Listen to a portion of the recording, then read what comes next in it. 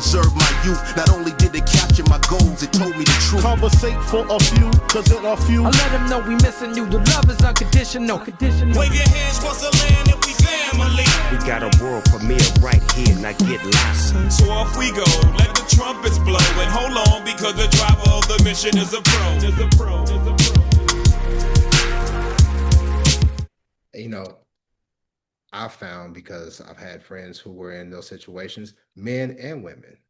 I've had situations where the man has been physically, emotionally, mentally abused by their woman. And the thing that I learned was that abusers, the first thing that they do is they isolate you from your people, and especially from that one person that can talk sense into you. I had a relative, and this person could be cool with everybody else in the family, but he couldn't talk to me because they knew, what the fuck are you doing, man? Why, you better than that. And that abuser knew, so they drove a wedge in between us, right? Eventually we came back around, but I want to encourage people to always keep the door open. Keep the door open. I remember there was a time when one of my daughters was in a not good situation, and she was acting crazy. And I said, you know what, listen, when you figure your shit out, then you call me. But until then, I'm not gonna worry about it. Few months later, we started a family group chat, and she was added, and she was like, I didn't think you wanted me in there. I was like, why not? You my baby. And it's like, because of the way I was acting. It's like, nah, you can always come home, but you ain't gonna be acting like you was acting while you here, right? So we got to keep that door open. And for me, all my children live in different cities, especially my daughters. So we bi-weekly FaceTime, because I want to see you. I want to see you, see how you look. Why can't you get on camera? What's going on? Because if I got to come there, or if I got to send you money to get you here, like LaFonda said, that's what we're going to do. But this stuff for people to think about. All right, last question. Let me bring this up. Whoever can answer. In what ways does the mental health system fall short in protecting and supporting Black women facing domestic violence, and how can those gaps be addressed? That's from Love from Dallas. Oh, Lord. Our system. Rapid fire, Doc. Rapid fire. Our system is so trash. There's such a we need more therapists. We need more Black therapists. We do. I've been saying I thought that. I said that there's only, like, all the therapists, only 2% are Black men. And for somebody like me, I will go see a Black woman, right? But my therapist, haven't seen him in a long time, is a Black man. And there's plenty of situations, I'm sorry to cut you off, plenty of situations when we worked through something, and I sat there and I said, damn, I wouldn't have been able to do that with no white boy and no white girl. You know what I mean? I'm so glad I had you.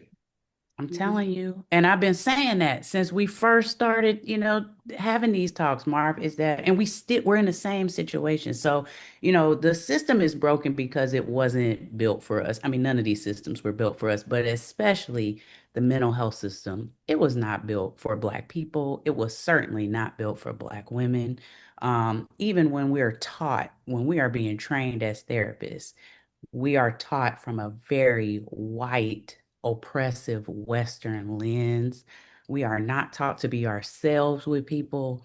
And those are things we have to unlearn in the process after school and all of that. And so the system it's not prepared. It is not set up. That's what my dissertation was on, is how do therapists recognize racial trauma in their Black clients or in their clients of color? We can't, not unless we've had it, like most therapists have a very hard time or just don't address it at all. And so I don't think that, the mental health system is not the only tool. It should not be the tool that we rely most heavily on. Unfortunately, I'm going to say that as a therapist, we have to rely heavily on each other as community. We have to educate ourselves. We have to learn more about ourselves. I'm big on deepening the relationship with yourself. That is the most important relationship you can have.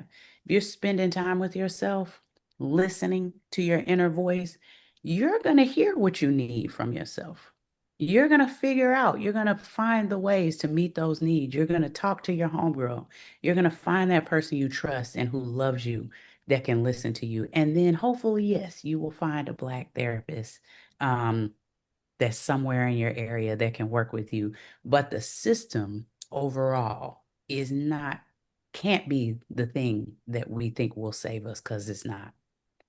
We're the community is gonna save us. I mean, who you talk to, Marv, she was right. Community is gonna trump trauma, honestly, every time. And, it hits home because, one of my daughters lives in a predominantly white state, and she's been a proponent of mental health, but she's like, I can't find a Black therapist because there's not really that many where I live.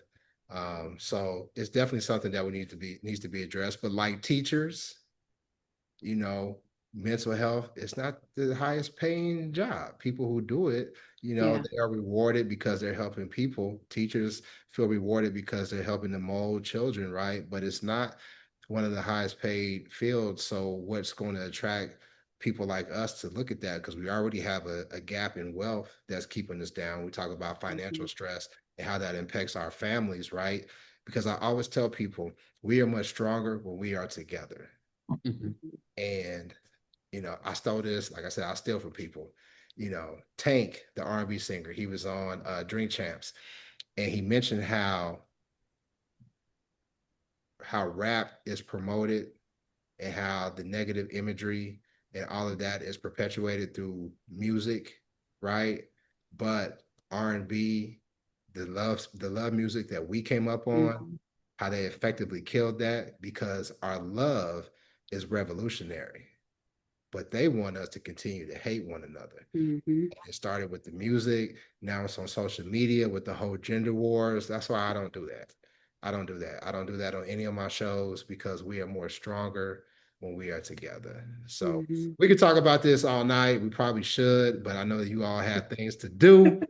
I'm so impressed with both of you. I've known both of you since y'all was little bitty girls at the Oh, University of Missouri. Now y'all goodness. grown women with children, and y'all are killing the game. And I'm just so proud of you. I thank you for coming on this show. And I really want to send my condolences to the family of Dr. Serena Fairfax and to her children. Um, Mhm. Life will never be the same for them. Life will never be the same for her family. And she was a dentist. So obviously she was a healer. She was helping Mhm. people. And it's just tragic that she lost her life in the way that she did. And it's my challenge to Black men. Listen, if you're having a hard time, go talk to somebody. If you can't afford to go to therapy, there's resources that can help you, or try to find somebody who you feel comfortable enough with to talk about it. But resorting to violence to your partner and to yourself is not the answer. And we have to do better by our sisters. And I hope that people took something from this show, that we enlighten people, and that we could be better off after this show. So make sure y'all go to the YouTube, Conversate with Us. I know you educated Negroes don't like conversate, but remember, it stands for communicate, converse, and relate. And if you don't like it, tell somebody else, because I don't care. So I'm gonna holler at y'all. Thank y'all again. Peace.